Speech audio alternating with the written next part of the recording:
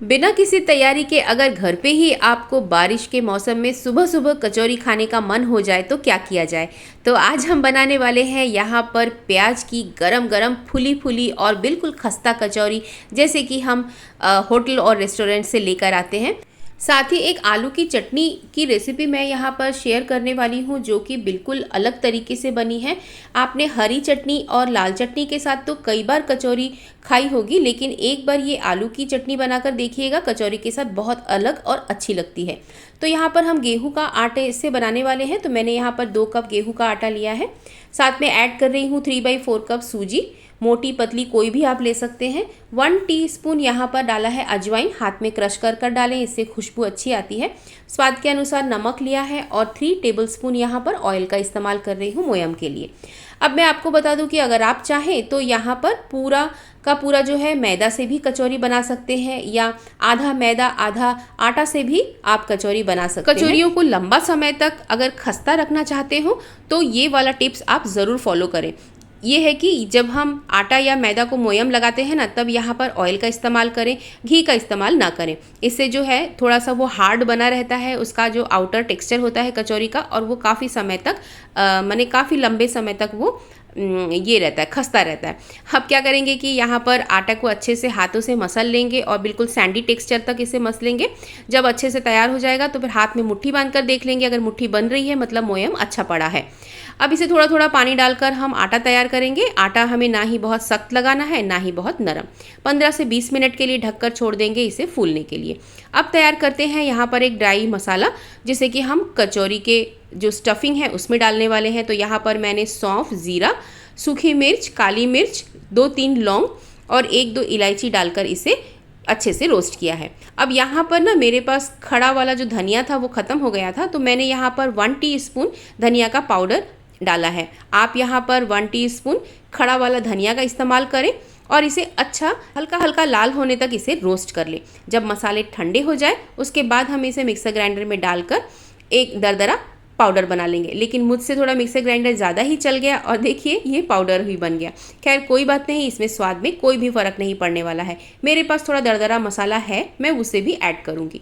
अब बनाते हैं इसके लिए एक ख़ास वाली चटनी, यानी कि जो आलू की चटनी जिसकी मैं बात कर रही थी। इसके लिए मैंने यहाँ पे खजूर लिया है और इमली का पल्प निकाल कर रखा है। खजूर को थोड़ा सा पानी डालकर पीस लिया है और इमली का पल्प और खजूर को हम अच्छे से छान लेंगे ताकि उसमें कोई रेशा वगैरह रहे तो वो निकल जाए। इमली, खजूर और गुड़ के साथ जो चटपटी तीखी मीठी जो चटनी बनने वाली है ना, ये कचौरी के साथ में बहुत ही अच्छी लगती है।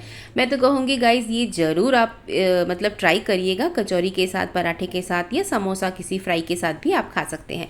तो चलिए अब इसे हम थोड़ा सा छौंका लगा देते हैं। यहाँ पर 1 टीस्पून ऑयल लिया है, 5 फोड़न का इस्तेमाल किया है, जिसमें मेथी और सौंफ ज़्यादा है। बस इसमें हम डाल देंगे जो पल्प हमने तैयार किया है अभी। इसे डालकर कुछ बेसिक मसाले डालेंगे। बेसिक मसाले जो हैं ये बहुत ज़्यादा इंपॉर्टेंट है, इसे आप बिल्कुल ध्यान से देखिएगा और मैंने यहाँ पे स्क्रीन पे भी नीचे मेंशन कर दिया है। तो सबसे पहले ऐड करेंगे यहाँ पे लाल मिर्च का पाउडर, भुना हुआ जीरा, और यहाँ पर हम डालेंगे, मैं यहाँ पर गुड़ डाल रही हूँ। साथ में ऐड किया है 1/2 टीस्पून सौंठ, white table salt, black salt, और डालेंगे हींग। अब इन सभी चीज़ों को अच्छे से खौला लेंगे, यानी कि गुड़ जब तक अच्छे से मेल्ट हो जाए तब तक ही हमें इसे खौलाना है। तो देखिए हमारी एक बहुत ही बेहतरीन चटनी बनके तैयार है। अब इसे हम अलग रखेंगे। आप इसे अलग से कचौरी के साथ भी खा सकते हैं, और जब हम आलू का जो चटनी बनाएंगे ना, इसमें भी हम इसे डालेंगे। तो यहाँ पे 4 मीडियम साइज़ का आलू उबाल के रखा है, इसे छील कर मैं इसे छोटे छोटे टुकड़ों में काट रही हूँ। और आप चाहें ना तो इसे हाथ से थोड़ा सा मैश भी कर सकते हैं। एक्चुअली हमें ऐसे हल्का सा टूटा टूटा ही आलू चाहिए, तो मैंने यहाँ पे छोटे छोटे टुकड़ों में काटा है क्योंकि इसे हमें अलग से रोस्ट करना है। अब यहाँ पर वापस फिर से पैन लेंगे, 1 टीस्पून ऑयल डालेंगे, थोड़ा सा सौंफ और मेथी डाला है, और आलू डालकर हम इसे अच्छे से लाल, बिल्कुल रोस्टेड लाल होने तक फ्राई करेंगे। कलर आने के लिए यहाँ पर ऐड किया है लाल मिर्च का पाउडर और हल्दी। बस इसे डालकर हम खूब अच्छे से लाल लाल फ्राई करेंगे। देखिए जब तक ये खुरचरन ना निकलने लगे ना, तब तक इसे फ्राई करेंगे। अब ऊपर से डालेंगे जो हमने चटनी बनाई थी गुड़, इमली और खजूर की खट्टी मीठी वाली, वो डालेंगे 4 से 5 चम्मच। और क्योंकि ऑलरेडी उसमें सब कुछ पड़ा हुआ है, बाकी आप यहाँ पे थोड़ा सा टेस्ट के अनुसार देखकर डाल सकते हैं। तो मैंने यहाँ पर थोड़ा और आमचूर का पाउडर ऐड किया है ताकि इसमें थोड़ी खटास बनी रहे। गुड़ और खजूर की वजह से ये थोड़ी ज़्यादा मीठी लग रही थी मुझे, तो मैंने यहाँ पे आमचूर का पाउडर भी ऐड किया है। बस इसे खौला कर हम निकाल लेंगे। तो हमारी चटनी बिल्कुल तैयार है। अब यहाँ पर हम तैयार करते हैं जो हम स्टफ़ भरने वाले हैं कचौरी में। इसके लिए मैंने यहाँ पे बारीक काट लिया है हरी मिर्च, बारीक काटा है अदरक और लहसुन, और प्याज लिया है यहाँ पे 3 मीडियम साइज़ के, बारीक बारीक हम काटेंगे। अब यहाँ पर फिर से पैन लेंगे, 2 बड़े चम्मच ऑयल डालेंगे और उसमें सरसों डालकर लहसुन अदरक को हम अच्छे से पहले फ्राई करेंगे। उसके बाद यहाँ पर डालेंगे हम हींग 1 टीस्पून डालकर सभी चीज़ों को अच्छे से हम भूनेंगे। हींग की जब अच्छी सी खुशबू आए तब यहाँ पर डालेंगे हम हरी मिर्च।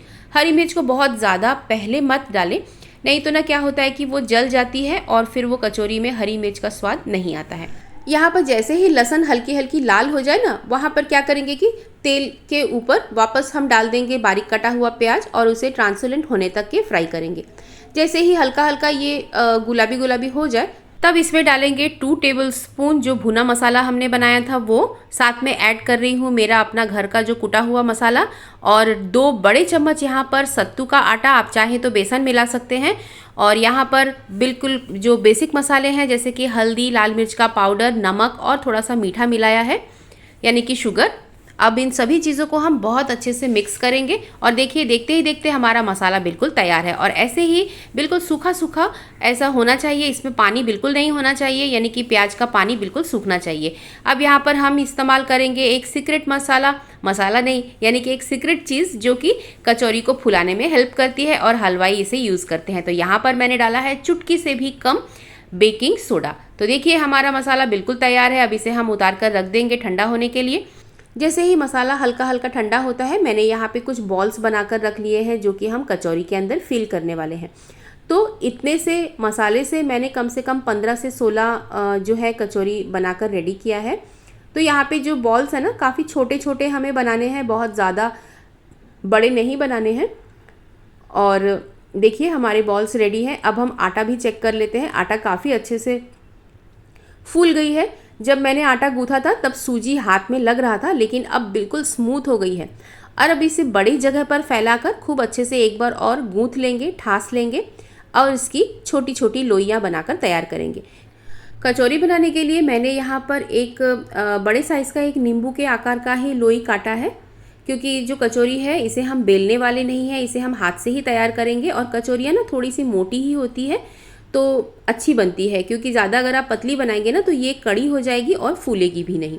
तो यहाँ पर पहले सारी हम जो लोइयाँ हैं इसे बना लेंगे, और जिसे भी बाटी बनाना है इसे हाथों में खूब अच्छे से मसल कर ये मेक श्योर कर ले कि इसके ऊपर ना कोई क्रैक ना रहे। अगर क्रैक रहेगा ना तो ये तेल में आसानी से फूट जाएगा। तो देखिए यहाँ पर मैंने इसे गोल बाटी बना लिया है।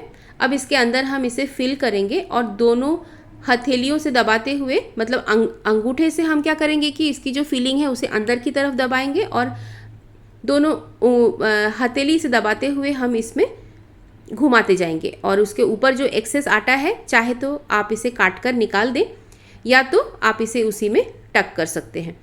अब इसे दोनों हथेलियों के बीच में रख के थोड़ा सा दबा दें। तो मैं यहाँ सेंटर वाला पार्ट एक बार मैं आपको दबा के भी दिखा रही हूँ, और जो किनारे जो हैं इसे हम पतला ही रखेंगे ताकि ये अच्छे से फूल जाए।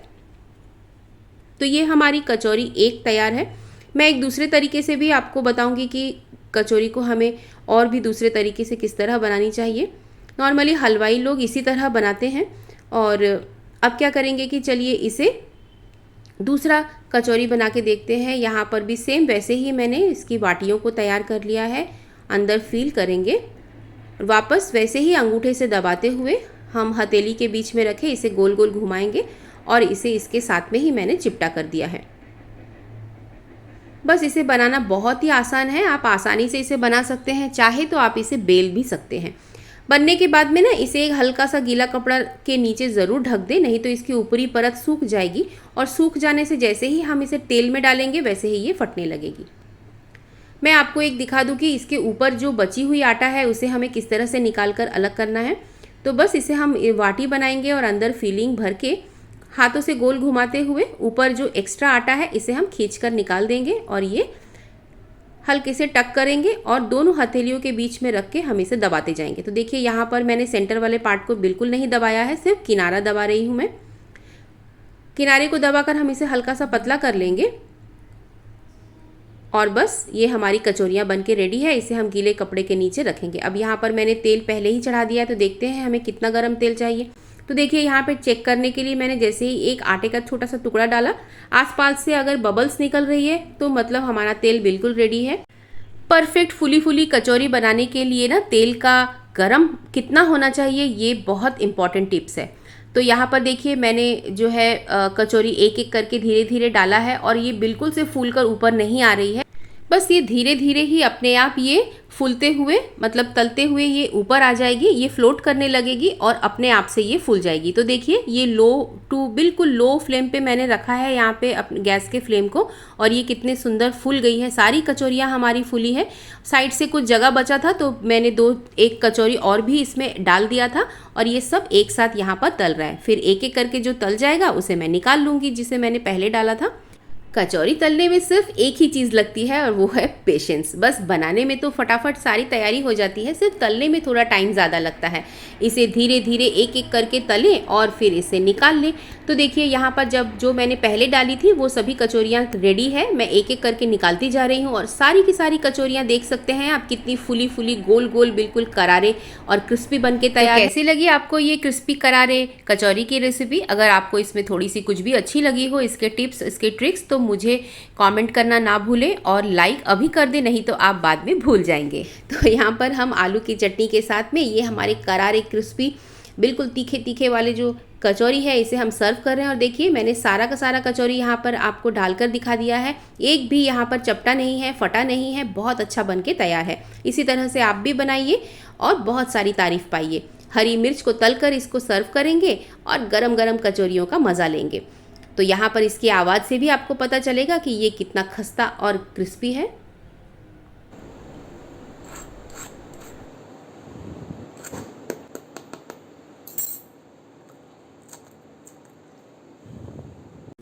तो देखा आपने कितना क्रिस्पी करारे जो खस्ता हमारे कचौरी बन के तैयार है। इसी तरह बिल्कुल हलवाई लोग भी जब बनाते हैं ना तो वैसा ही ये बिल्कुल बन के तैयार है। तो मैं तो कहूँगी इस रेसिपी को आप एक बार ज़रूर ट्राई करें और वीडियो को लाइक करें, शेयर करें, सब्सक्राइब करें। मिलते हैं अगली रेसिपी में। Take care, bye.